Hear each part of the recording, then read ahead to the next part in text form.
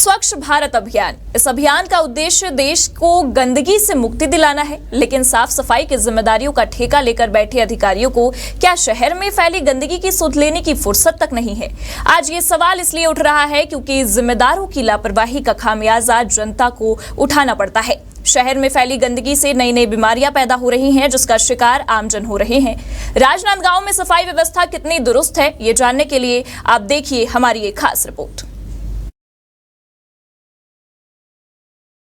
यूं तो सरकार और अधिकारियों द्वारा मंच से देश को सफाई और स्वच्छता के मामले में अव्वल लाने के लिए बड़े बड़े दावे किए जाते हैं, लेकिन इसकी जमीनी हकीकत क्या कहती है, आज हम आपको वो दिखाने वाले हैं। सरकार द्वारा स्वच्छता को लेकर लगातार अभियान चलाया जा रहा है। इसके लिए सरकारी स्तर पर लाखों रुपए भी खर्च किए जा रहे हैं, लेकिन नगर पालिका, नगर निगम और नगर परिषदों में जनता की सेवा और शहर को साफ रखने का अभाव नजर आता है। जगह जगह गंदगी का अंबार लगा हुआ है, जिसके कारण प्रदेश में डायरिया और डेंगू मलेरिया का प्रकोप तेजी से बढ़ रहा है। साल 2024 के आंकड़ों की बात करें तो प्रदेश भर में इस वर्ष जनवरी से अब तक डायरिया के 10,000 से ज्यादा मरीज मिल चुके हैं। वहीं मलेरिया के लगभग 20,000 और डेंगू के इस वर्ष अब तक 30 मरीज मिल चुके हैं। इन बढ़ती बीमारियों और एकमात्र इसकी वजह है हमारे आसपास फैली गंदगी। संस्कार धानी राजनांदगांव, जिसे शहर में साफ सफाई को बरकरार रखने के लिए पुरस्कृत भी किया गया था, आज उसकी दशा और सफाई का स्तर क्या कह रहा है, ये जनता से आप सुनिए। इंडिया टाउन न्यूज ने शहर के अलग अलग इलाकों में जाकर साफ सफाई के मुद्दे पर स्थानीय लोगों से बातचीत की, जिसमें उनका कहना था कि शहर की सफाई व्यवस्था चरमरा सी गई है। चारों ओर फैली गंदगी ने लोगों का जीना मुहाल कर रखा है। इस गंदगी के कारण वयस्क और बुजुर्गों के अलावा ज्यादातर बच्चे मलेरिया और डेंगू की चपेट में आ जाते हैं। जनता द्वारा कई बार जिम्मेदार अधिकारियों के कान में शहर में फैली गंदगी की बात डाली गई, बावजूद इसके शहर में फैली गंदगी की ओर प्रशासन का कोई ध्यान नहीं गया। सुनिए राजनांदगांव की जनता ने सफाई व्यवस्था पर क्या कुछ कहा है। ये डंप यार्ड नहीं है, ये अभी तक कई पार्षद बन चुके हैं, लेकिन अभी तक ये ना साफ सफाई ढंग से हो नहीं पाता। यहाँ पर वर्तमान में भाजपा प्रत्याशी महिला है मधु वैद, जो यहाँ की पार्षद है, उनको भी बोला गया है कि साफ सफाई पे ध्यान दिया करो। ये डंप यार्ड तो नहीं है अभी जो वर्तमान में हो रहा है, पर ये कचरा यहाँ से हटना चाहिए, बिल्कुल हटना चाहिए। हम लोग बहुत दिन से लड़ रहे हैं, पहले यहाँ पे था, उसके बाद वहाँ गया है।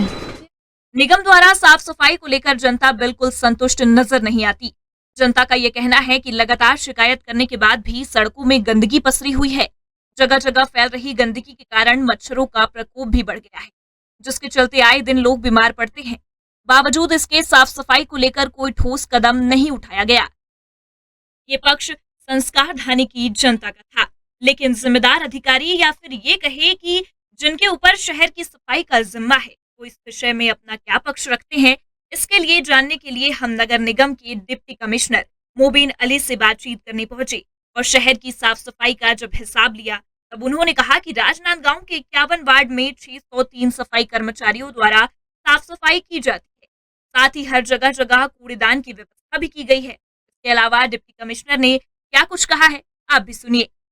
सफाई व्यवस्था जो है प्रत्येक वार्ड में प्रतिदिन होती है।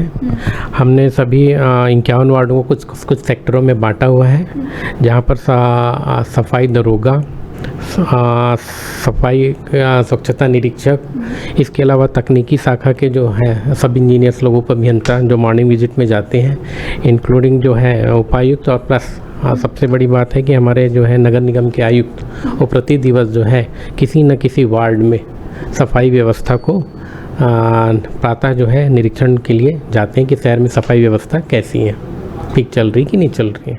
बता दें कि राजनांदगांव को साल 2020 में स्वच्छता के मामले में राज्य में दूसरा स्थान प्राप्त हुआ था, जो कि एक बड़ी उपलब्धि है।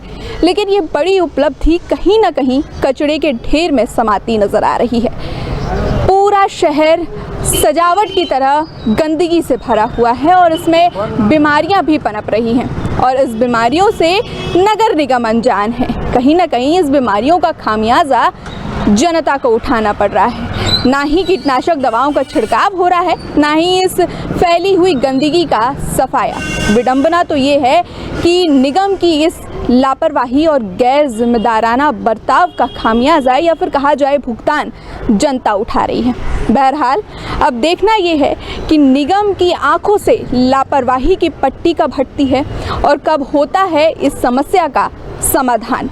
कैमरामैन महेश्वर साहू के साथ मैं Mansi Soni, India Town News, Rajnandgaon.